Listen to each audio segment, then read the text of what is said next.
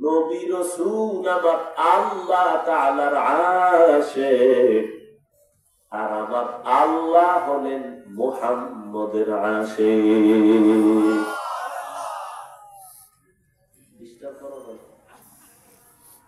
ভাই আমার, তো কেমন নবী যে আল্লাহ নবীর আশিক, যেই নবীর চেহারা দেখলে হাজারো বেঈমান কালেমার জন্য তৈয়ার, সেই নবীকে এক নজর না, একদিন না, এক বছর না, টানা 13 বছর দেখলো, বয়ান শুনলো, কিন্তু কত বড় নিকৃষ্ট বেঈমান 13টা বছর দেখে বয়ান শুনিয়াও একবারও কালেমা পড়ে নাই। জানেননি এই তাজা বেঈমানের নাম কি? খবর। অন্যদিকে 27 বছরের একটা যুবক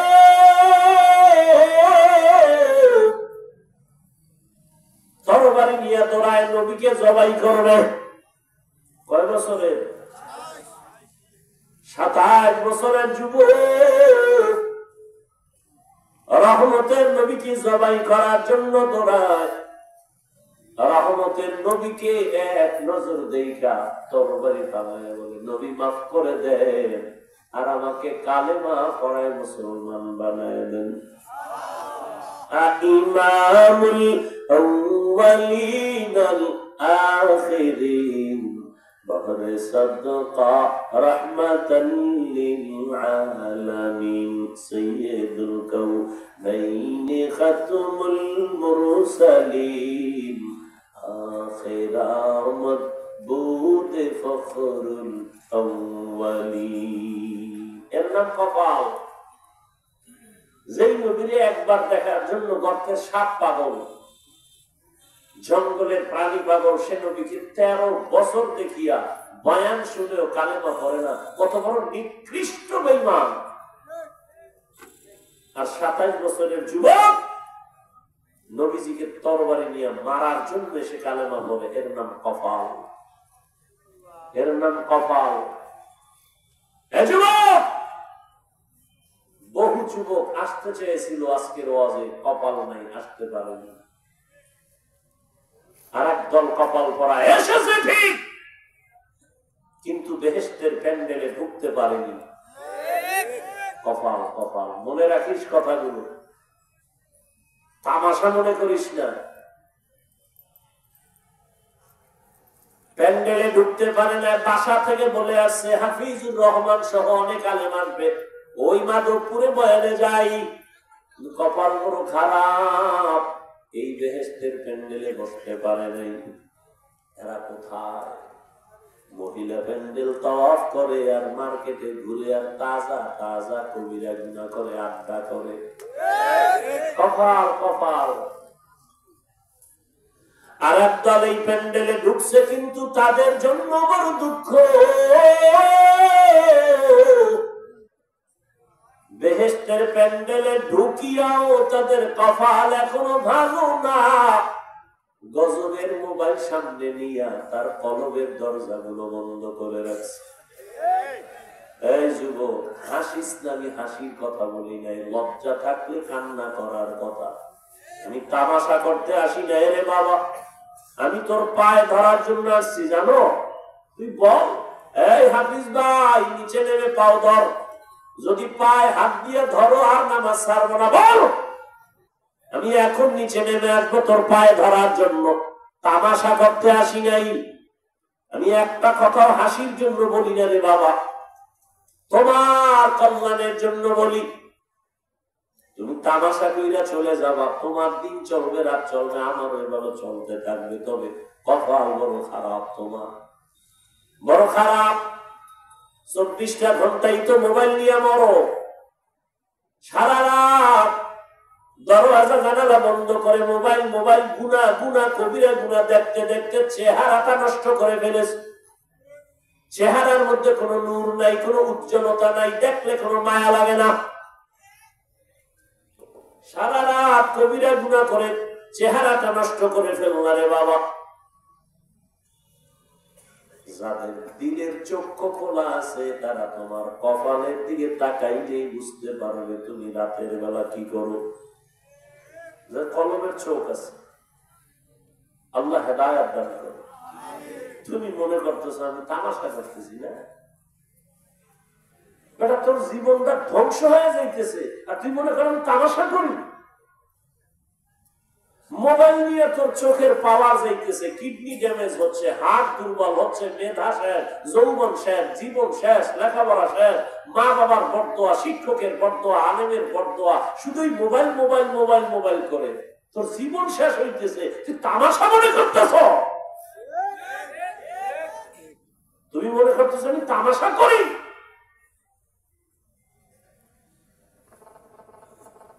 এই মোবাইলের কারণে মায়ের সাথে বেয়াদবি করেছো, বাবার সাথে বেয়াদবি করেছো, শিক্ষকের সাথে বেয়াদবি করেছো।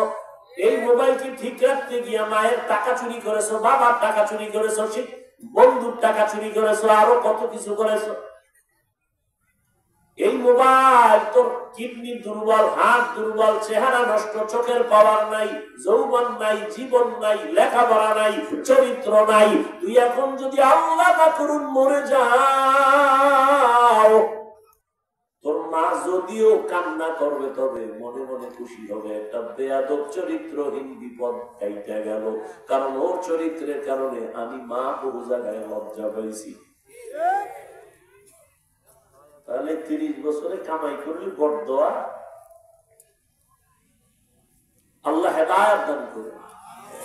অথচ নিজের ভাবো তো অনেক বড় বুজুর্গ, বুজুর্গ থেকে অনেক ভালো মনে ভালো ভালো ভাব নিয়ে চলো। এরে আমার যুবক,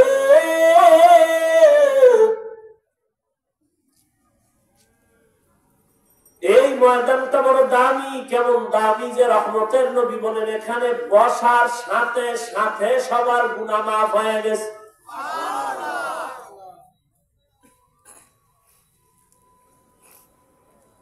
আল্লাহ পাক রব্বুল আলামিন বলেন রে গোলাম, দুনিয়াতে তোর একটা কাজের জন্য পাঠাইছি, 2 কাজ নাই তোর জীবনে, কাজ একটা, ইবাদত।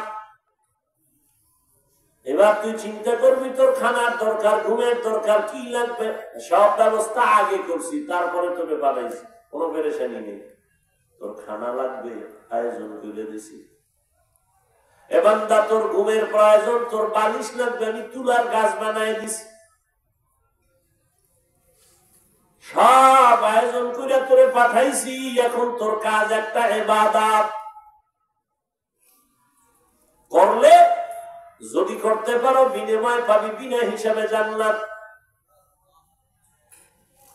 তবে ইবাদত মানে এটা না সারা রাত মসজিদে কাটাও, সারাদিন যায় নামাজে কাটাও না। ব্যবসা করো ইবাদত, চাকরি করো ইবাদত, লেখাপড়া করো ইবাদত, ঘুমাও ইবাদত, কান্না করো ইবাদত, হাসো ইবাদত। তবে মন গড়া না, রহমতের নবীর আদর্শ মতে। নবীর আদর্শ মতে কান্না করবি ইবাদত, নবীর আদর্শে হাসবা ইবাদত, নবীর আদর্শ মেনে বান্দা তুমি বাথরুমে যাইবা ইবাদত, নবীর আদর্শ মেনে পানি পান করো ইবাদত। ইবাদত বানায় করো। এই যে একটা বোতলে পানি তুমি পান করবা ইবাদত হিসেবে না, আমি করবো ইবাদত হিসেবে। কষ্টের কিছু না, সিস্টেম পাল্টাও। কি? তুমি এই পানিটা পান করতে গেলে বাম হাতটা দ্রুত ধরায় যাবে বিদ্যুতের গতিতে, ধরে বাম হাতে বোতলটা ধরবা, মুখাটা খুলে বাম হাতটা দিবা, একটানে আধা লিটার নাই। আমিও পানি এভাবেই পান করবো, তবে বাম হাত যাবে না, ডান হাত যাবে। একটানে পান করবো না, 3টা স্টেপ আমি পান করবো। এবার পিপাসাও মিটলো। তোর পিপাসা মিটলো কিনা জানি না, ভয়, কারণ বুকে দিয়া পানি আটকায় গেছে, ধর করারও টাইম নেই। জুতা পরো তুমি ইবাদত বানায় পরো নবীর আদর্শে। তুমিও জুতা পরো, আমিও জুতা পরবো, ইবাদত বানায় পরো। কিসের কষ্ট? ডান জুতায় ডান পা আগে ঢুকাও, এরপরে বাম জুতায় বাম পা ঢুকাও, এরপরে দোনো পায়ে যখন জুতা ঢুকছি, যখন তুমি কদম দিবা, নবীর আদর্শ হলো ডান পা দিয়ে কদম আগে দাও। ইবাদত হয়ে গেল। কষ্টের কিছু আছে? বাথরুমে তুমিও যাও, আমিও যাই, রহমতের নবীর আদর্শ মেনে যাও, ইবাদত হয়ে যাবে। বাম পা দিয়ে ঢুকো, খালি পায়ে যায় না, খালি মাথায় ঢুকো না। ঢুকার আগে দোয়া বলিয়া ঢুকো। কিছুই পারো না তো বিসমিল্লাহ বলে ঢুকো। গিয়া তুমি বাথরুমে বসবা, বাম পায়ের উপরে ভর করে বসবা, নবীর আদর্শ সুন্নাত। হাঁটুর উপরে কাপড় উঠাইবা না, সুন্নাত। খালি মাথায় ঢুকবা না, খালি পায়ে বাথরুমে যাইবা না, বাথরুম হলো জিন শয়তানের আড্ডাখানা। আবার তুমি ডান পা দিয়া বের হও, বের হয়ে বলো আলহামদুলিল্লাহ। বাথরুম হইল, ইবাদত হইল। সিস্টেম পাল্টায় দিলে কষ্টের কোনো কাজ নেই। খানা তো তুমিও খাও, যুবক বাবা, আমিও খাই। ইবাদত বানায় খাও, দস্তারখান বিছাইয়া খানা খাও, দোনো হাতের কবজা দিয়া খাও। প্লেটে খানা নিয়ে ডান দিক দিয়া শুরু করো, বিসমিল্লাহ বলে শুরু করো। খানা তোমার মুখের জুটা কিন্তু আল্লাহ পাক বানায় দিছে। তুমি খাইয়া লইয়া যে জুটা ফালাও, এটা খবরদার, খবরদার, খবরদার। শুধু খবরদার না, যদি তোমার কপাল ভালো থাকে, ওয়াদা করো, ওয়াদা করো, হুশ থাকতে, চোখ খোলা থাকতে কোনোদিন খাদ্যের জুতা পানির মধ্যে ফেলবা না। ওয়াদা করো। কারণ তোমার জুতা এত পাপ, এই জুতাটা ফালায় দেওয়ার পরে 3 শ্রেণীর প্রাণী খাওয়ার জন্য অপেক্ষা করে। তোমার জুতা আল্লাহ পাক বানাইছে, তোমার কত দাম, আর তুমি সেই খাওয়ানটারে না পাক বানায়। তোমার গাঁজা না খাইলে ভালো লাগে না, বিড়িটা টানলে তোমার শরীর গরম হয় না।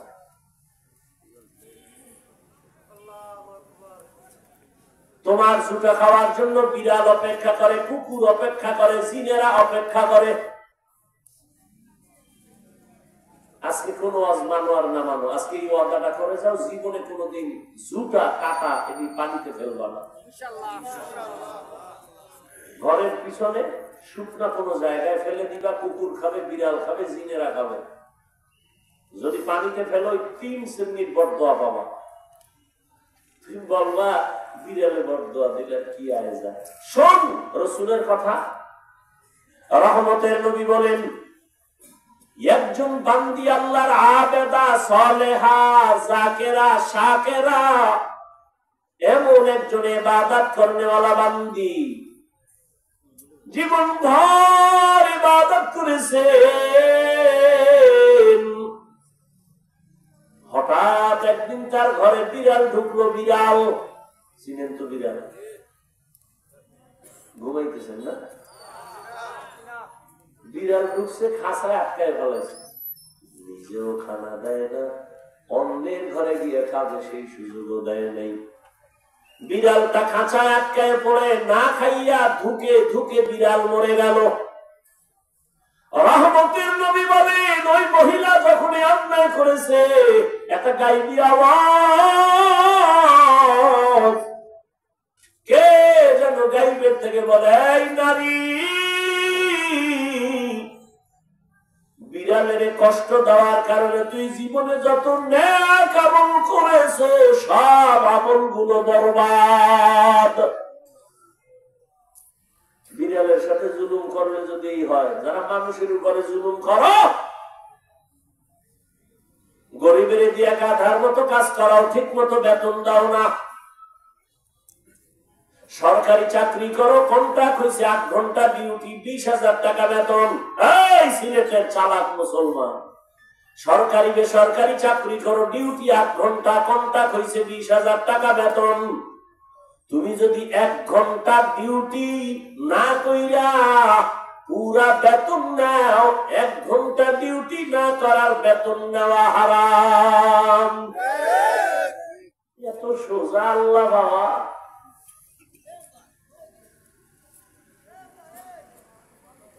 নবীরা আসে ইবাদতের জন্য আল্লাহ পাঠাইছেন। 12 নয়, 24টা ঘন্টা দিয়ে রাত আর দিনকে আল্লাহ কাবার করে দিচ্ছেন। 24 ঘন্টার বাইরে আছে নাকি?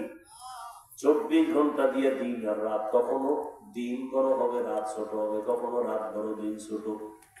আল্লাহ কয়, দেখ আমি কত দয়া করছি, পুরা 24টা ঘন্টার মধ্যে 22 ঘন্টা সময় তুমি তোমার ব্যক্তি কাজে লাগাও। যাও। এই সিলেটের মানুষ কলিজাটা ভেঙ্গে কথা বলতেছি বাবা, কাউকে আঘাত করার জন্য না, বুকে বুক লাগানোর মোহাব্বত নিয়ে বয়ান করতেছি। 22 ঘন্টা সময় আল্লাহ দিয়া দিলেন, যা তোর ব্যক্তি কাজে লাগাও, চাকরিতে ব্যবহার করো, ব্যবসায় কাজে লাগাও, লেখাপড়া করো। 22 ঘন্টা সময় তোমার, যাও তোমার পার্সোনাল কাজে ব্যয় করো। থাকলো কয় ঘন্টা? মাত্র 2 ঘন্টা সময় তোমার কল্যাণের জন্য আখিরাতের লাইনে ব্যয় করো। কয় ঘন্টা? দেখছেন যে আল্লাহ কত দয়াময়। কই যে 2 ঘন্টা কিন্তু একসাথে দেই না। যদি বলতাম 2 ঘন্টা একসাথে দাঁড়ায় নামাজ পড়বি, কষ্ট হইতো না? যদি বলতাম 2 ঘন্টা সময় এক নাগারে কোরআন তেলাওয়াত করবি, কষ্ট হবে। আমি এভাবে দেই নাই, আমি আরো দয়া করেছি। 2 ঘন্টা ভাগ করছি। ফজরের 4 রাকাত নামাজে 20 মিনিট দিয়ে তুই দোকানে যা, দোকানদারি অফিস করে আবার জোহরের সময় 10 রাকাত নামাজে আবার 20 মিনিট দিয়া খাইয়া লইয়া আবার অফিসে যা। আবার একটা গ্যাপের পরে আসরের 4 রাকাত নামাজে 20 মিনিট দিয়ে আবার দোকানে যাও। আবার মাগরিবের 5 রাকাত নামাজে 20 মিনিট দিয়ে তুমি আবার দোকানে যাও। আবার এশার নামাজের 9 রাকাতে 20 মিনিট সময় দিয়া বাসায় যা। যাইয়া স্ত্রীর হক আদায় কর, সন্তানের হক আদায় করে ঘুমা। স্ত্রীর হক আদায়ের চিন্তা নাই, সন্তানেরও চিন্তা নাই, সারা রাত মোবাইলের হক আদায় করে কবিরা গুনাহ করে। আবার ফজরের সময় উঠে 5 বেলার নামাজের জন্য 20 minute 20 minute 20 minute 20 minute 20 minute এমন ভাবে দিচ্ছেন যাতে তোর ব্যবসার ক্ষতি না হয়, চাকরির ক্ষতি না হয়, লেখাপড়ার ক্ষতি না হয়। এত সুযোগ দেওয়ার পরেও যারা নামাজ পড়বি না, তোর চামড়া রাখবো আমি, কুত্তার থেকে তোর বেশি শাস্তি দেব, তোর এমনি ছেড়ে দিব। তোর ব্যবসার ক্ষতি করলাম না, তোর চাকরির ক্ষতি করলাম না, তোর লেখাপড়ার ক্ষতি করলাম না, মাত্র 20 মিনিট করে সময় ভাগ করে দিলাম যাতে তোর ক্ষতি না হয়, ঘুমের ক্ষতি না হয়, ব্যবসার ক্ষতি না। এরপরেও যারা নামাজ পড়বি না, আমি আল্লাহ তোর এমনি ছেড়ে দিব না, তুই রেডি থাক। আমার দেয়া পানি, আমার দেয়া বাতাস, আমার দেয়া সূর্যের আলো, চাঁদের আলো, জমিনের ফসল, গাছের ফল, নদীর মাছ খাই, সব আমার। আমি আর হিসাব নিব না। যদি 20 মিনিট 20 মিনিট করে হাজিরাটা ঠিক মতো দাও, ওরে শয়তানের ধোঁকায় পড়িয়া যারা এতদিন পারো নাই, আমি আল্লাহ ফজরে ডাকলাম, মুয়াজ্জিনের দিয়া সালাতু খায়রুম মিনান নাওম, তোরে ফজরের হাজিরায় পাই নাই। আমি আল্লাহ রাগ করি না, যদি রাগ করতাম তোরে ঘুমের থেকে আর জাগাইতে দিতাম না। আমি আল্লাহ মুয়াজ্জিনের দিয়ে আবার যোহরের সময় ডাক দিছি, এই ডাক, হাইয়া আলাস সালাহ, এই নিমো খারাপ, তোরে যোহরের হাজিরায় পাই নাই। আমি আল্লাহ এখনো রাগ করি না। আমি আল্লাহ আসরের সময় আবার হাজিরায় ডাকলাম, আয় তাড়াতাড়ি। আসরেও পাই নাই, মাগরিবে ডাকলাম, পাই নাই। এশার নামাজেও ডাকা হলো, পাওয়া যায় নাই। আল্লাহ কত দয়া। আল্লাহ কয় তোরে 5 বারেও যখন পাইলাম না, এইবার আমি আল্লাহ নিজে তৈরি হয়ে গেলাম। যখন আসমান ঠান্ডা, জমিন ঠান্ডা, মাছ ঘুমায়, গাছ ঘুমায়, পশু ঘুমায়, পাখিরা ঘুমায়, মানুষ ঘুমায়, ওই ঠিক নীরব গভীর রাতের বেলা আমি আল্লাহ নিজে রেডি হয়েছি তোকে ডাকার জন্য আসবে। অতিও গভীর হয় রজনী যখন, নীরবে প্রভুর নাম জপিও তখন। প্রভুর করুণা যদি পাইবারে চাও, গভীর রাতে উঠে প্রভুর গুণগান গাও। তোরে 5 বার মুয়াজ্জিনের দিয়ে ডাকছি, আও না, আমি আল্লাহ নিজে রেডি আসতেছি তোরে ডাকতে। আর কত দয়া করবো বল। আমি আল্লাহ এক রাত না, প্রতি রাত কবিরে যখন সব নীরব তখন আমি ডাকি, ও আল্লাহ আমি মুস্তাগফিরিন ফাগফির আলাহ। কত গুনাহ করছো, কত নামাজ ছাড়ছো, কতবার দাড়ি কাটছো, কতবার বেপরদায় চলছো, কতবার পার্কে গেছো, কতবার চরিত্র নষ্ট করছো। আমি আল্লাহর কুদরতি কদম একটা সিজদা করিয়া যদি বলো ইয়া রাব্বি গফিরলি, আমি আল্লাহ তোর জীবনের গুনাহ একটা সিজদায় ক্ষমা করে দিব। এইটা কেউ যদি তুই না যাও, তোরে আমি এমনি ছাড়বো, তোর জন্যই জাহান্নাম। রেডি থাক, তোর জন্য আমি জাহান্নাম বানায় রাখলাম। কেমন জাহান্নাম জানোনি? ইয়া আইয়ুহাল্লাযীনা আমানু কু আনফুসাকুম ওয়া আহলিকুম নারা আকুদুহান নাস ওয়াল হিজারা আলাইহা মালাইকাতুন গিলাযুন শিদাদুন লা ইয়াসুনাল্লাহা মা আমারাহুম ওয়া ইয়াফআলুনা মা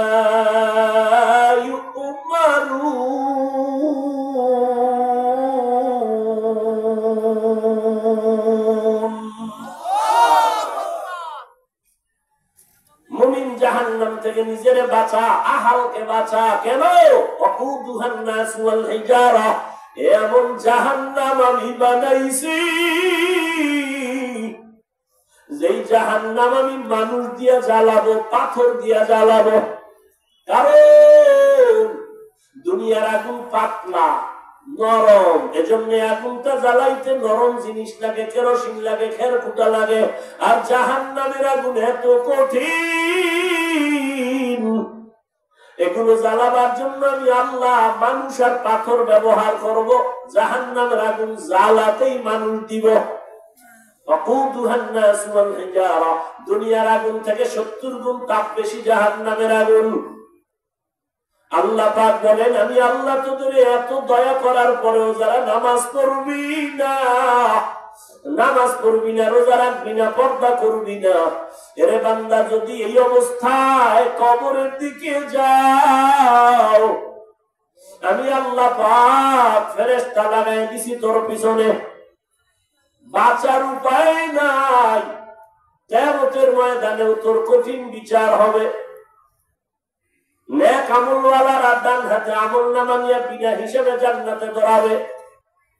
আর যারা বেনামাজি, তোদের জন্য কঠিন অবস্থা হবে।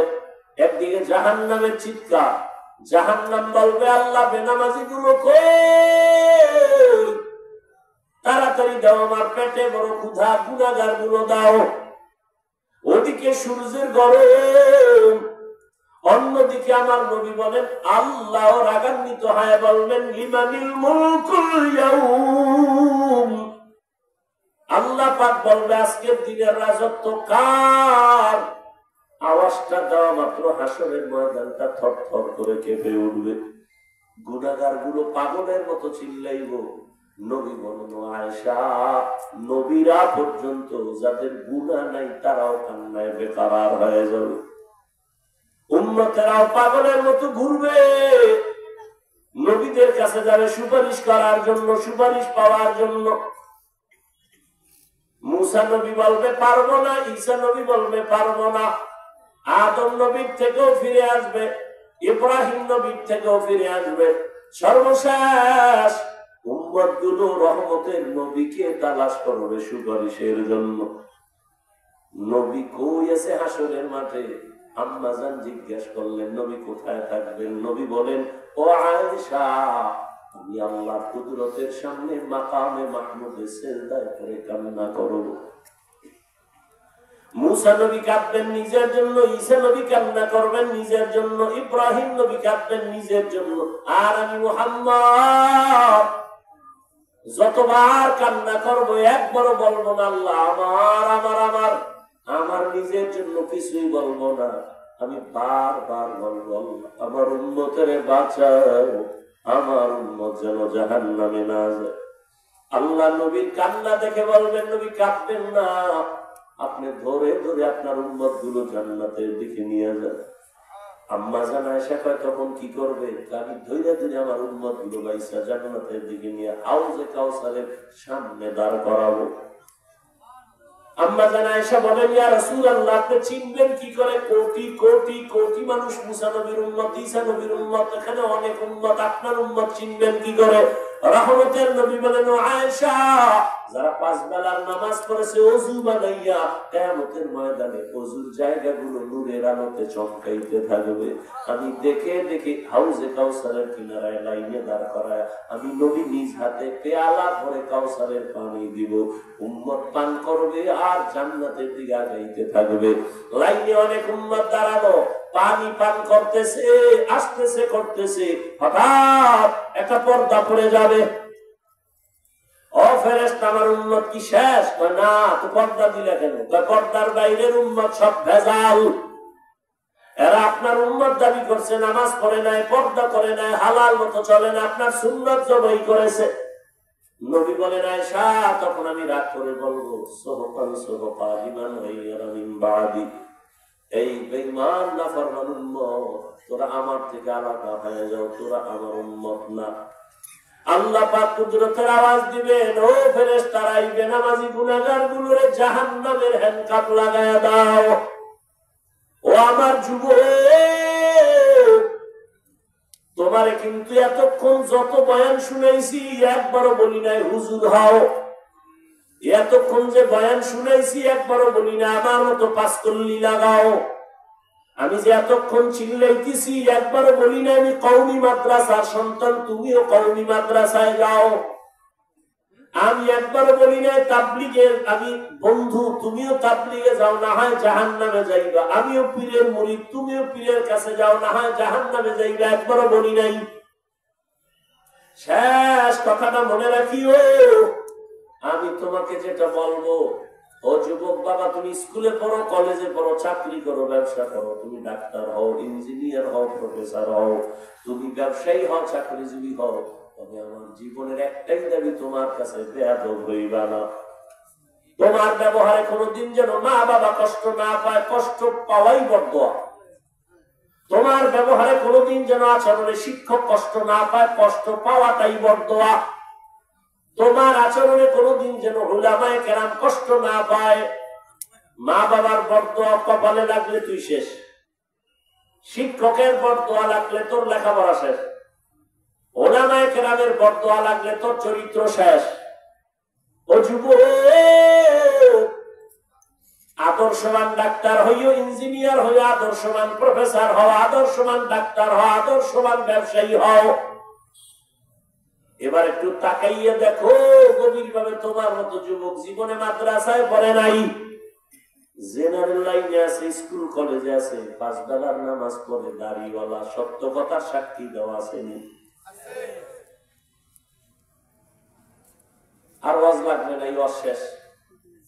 বাসায় যাইয়া নিজের দরজাটা জানালা বন্ধ করে নিজের পায়ের জুতা খুইলা কপালে একটা বাড়ি দিবি, অন্ধকারে, কেউ যেন দেখে না, জিনেও যেন দেখে না।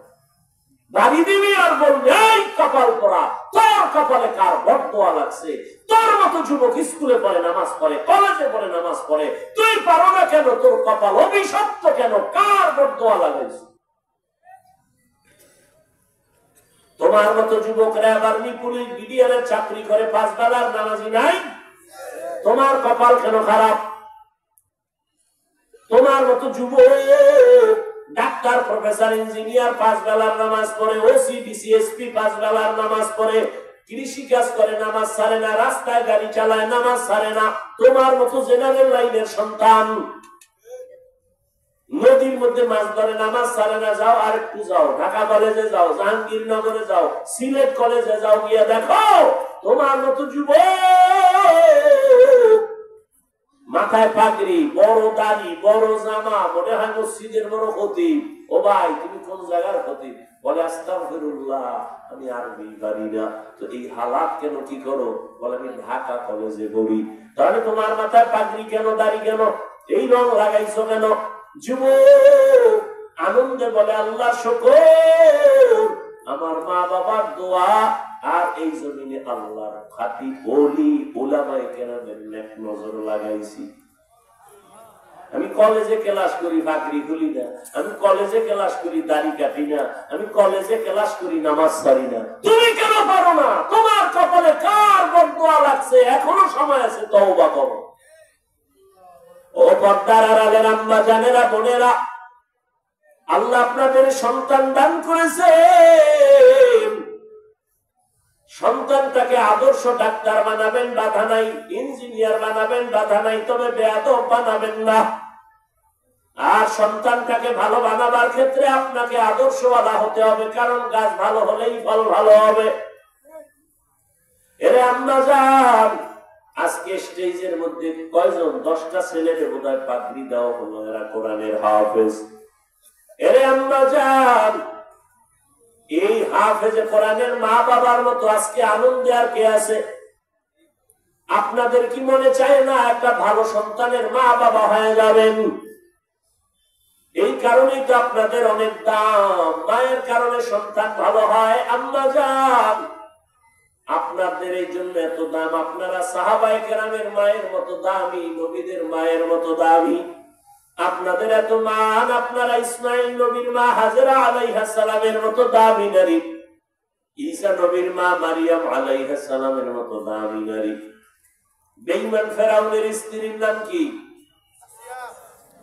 আসিয়া। এত বড় বেঈমানের ঘরে থাইকাও আমার আল্লাহকে ভুলে নাই। রহমতের নবী বলেন, কিয়ামতের দিন আসিয়ার সাথে আমি মুহাম্মদের বিবাহ হবে। এরে আম্মা জান, এত বড় বেঈমান ফেরাউনের টাকা পয়সা সব লাথি মেরে ফালায়া দিয়ে আসিয়া আমার আল্লাহকে আপন করে নিলেন। আপনারা তো কেন পারবেন না? এই অঞ্চলে কি আপনার মতো মা নাই? পর্দা করে, নামাজ পড়ে, স্বামীর মাল হেফাজত করে, মোবাইলে সময় নষ্ট করে না, এমন নারী নাই? এরে আম্মা জান, আপনারা কেন পারবেন না? এখনো সময় আছে, তওবা করেন। স্বামীর মাল হেফাজত করেন, স্বামীর জন্য দোয়া করেন, হারাম কামাই যেন ঘরে না আসে। সন্তানটাকে আদর্শওয়ালা বানায় দেন। 5 বেলার নামাজ পড়েন, পর্দা করেন, মোবাইলে সময় নষ্ট করবেন না। পেছনের গুনাহ থেকে তওবা করেন। বাবাজিরাও তওবা করেন।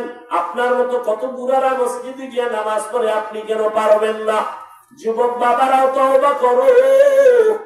জীবনে শয়তানের ধোকায় কম নামাজ ছাড়ো নাই, কম দাড়ি কাটো নাই, বেপরদায় কম চলো নাই। এখন থেকে তওবা করো, মনে মনে আমার আল্লাহকে বলো, যদি ওমরের মতো কপাল নিয়ে বসো, আল্লাহকে গোপনে বলো, হে আল্লাহ, জীবনে কম নামাজ ছাড়ি না, আজকে থেকে তওবা করলাম, নামাজ ছাড়বো না, দাড়ি কাটবো না, বেপরদায় চলবো না, মা বাবার সাথে বেয়াদবি করবো না, শিক্ষকের দোয়া নিয়ে, উলামায়ে কেরামের পরামর্শ নিয়ে নবীজির তরিকা মতো চলবো। তওবা করার মতো যদি অন্তর তৈরি হয়, মুনাফিকি যদি না থাকে, খাঁটি তওবার যাদের নিয়ত আছে, দুটো হাত আমার আল্লাহকে দেখায় দাও। আয় আল্লাহ, হাতগুলো কবুল করে নেন, তওবা কবুল করে নেন, তওবার উপরে মজবুত হইয়া চলার তৌফিক দান করেন। আমিন। আলহামদুলিল্লাহি রাব্বিল আলামিন। والصلاة والسلام على سيد الأنبياء والمرسلين وعلى آله وأصحابه أجمعين. يا أرحم الراحمين، يا أرحم الراحمين، يا أرحم الراحمين. رب ارحمهما كما ربياني صغيرا. اللهم إنك عفو كريم تحب العفو فاعف عنا. اللهم إنا نسألك رضاك والجنة ونعوذ بك من سخطك والنار. اللهم اجعلني من المستجابين للدعوات. اللهم اكفناهم بما شئت. اللهم إنا نجعلك في نحورهم ونعوذ بك من شرورهم. إنا كفيناك المستهزئين. اللهم إنا نعوذ بك من البرص والجنون والجذام وسيء الأسقام. خداير مالك, গুনার বোঝা নিয়ে হাত তুললাম, মেহেরবানি করে আমাদের গুনাহগুলো মাফ করে দেন আল্লাহ। আয় আল্লাহ, উলামায়ে কেরাম, মুরব্বি, হাজী সাহেব, ব্যবসায়ী, চাকরিজীবী, যুবক, বাবা, ছাত্ররা, মা বোনেরা সবাইকে মাফ করে দেন। আয় আল্লাহ, নেক আমলওয়ালা বানায় দেন, সুন্নাতওয়ালা জিন্দেগি দান করেন। আয় আল্লাহ, সারা দুনিয়াবাসীকে মাফ করে দেন, মা বোনদের আবেদা পর্দাওয়ালা বানায় দেন, সন্তানগুলো নেককার বানায় দেন, আমার কলিজার যুবকদের দ্বীনের খাদেম বানায় দেন, মোবাইলের গুনাহের থেকে হেফাজত করেন। আয় আল্লাহ, মাহফিলের আয়োজনকারী, সহযোগিতাকারী, দান সৎকারীদের কবুল করে নেন, এলাকায় শান্তি দান করেন। আয় আল্লাহ, সুন্নাতওয়ালা জিন্দেগি দান করেন, নবীজির রওজা মুবারক বাইতুল্লাহ জিয়ারতের জন্য কবুল করে নেন। আয় আল্লাহ, সমস্ত মসজিদ মাদ্রাসা কবুল করে নেন, অন্যান্য শিক্ষা প্রতিষ্ঠান নবীর আদর্শে কবুল করে নেন। আয় আল্লাহ, আমরা যারা হাত তুলেছি এই ময়দানে জানি না কে মা হারা, বাবা হারা, অসহায় এতিম, আয় আল্লাহ, সবার কবর জান্নাত বানায় দেন। আয় আল্লাহ, ওই মা বাবা আর জীবনে দেখা হবে না, জীবনে আর বাবা বলে ডাকতে পারবে না, মা বলে ডাক দিতে পারবে না, এতিমের মতো হাত তুলেছেন, গুনার কারণে দিলটা পাথর হয়ে গেছে, চোখে পানি নাই, কান্নাওয়ালা চক্ষু দান করেন, জিকিরওয়ালা জিহ্বা দান করেন, আখিরাতের ফিকিরওয়ালা কলব দান করেন, সবার কবর জান্নাত বানায় দেন। যারা বেঁচে আছেন হায়াত বাড়ায় দেন, অসুস্থ যারা কুদরতের দ্বারা সুস্থতার নিয়ামত বাড়ায় দেন। আয় আল্লাহ, মুখালিফের মুআফিক বানায় দেন, জাহিরি বাতিনি দুশমনের মোকাবেলায় বিজয় দান করেন। আয় আল্লাহ, আহলে হকের বিজয় দান করেন, ইলম ও হিকমত আমলে বরকত বাড়ায় দেন, হালাল বরকত রিজিক দান করেন, উলামা তোলাবা উম্মতের অন্তরে ইজ্জত মুহাব্বত বাড়ায় দেন। আয় আল্লাহ, রিয়া হাসাদ কিবির দূর করে ইখলাস দান করেন, জান মাল আহাল পরিবার হেফাজত করেন, চলার পথে হেফাজত করেন, ইজ্জতের জিন্দেগি দান করেন। আয় আল্লাহ, বাতিলকে বাতিলের দ্বারা দমন করে দেন, বাতিলের নেফাকি জাহের করে মুমিনের ঈমান আমল হেফাজত করেন। আমার প্রত্যেকটা কলিজার যুবকের দিনদার বানায় দেন। আয় আল্লাহ, 5 ওয়াক্ত নামাজি বানায় দেন, নামাজ কাজা হওয়া থেকে হেফাজত করেন। আয় আল্লাহ, দীর্ঘ নেক হায়াত দান করেন, সারা দুনিয়ায় খিদমতে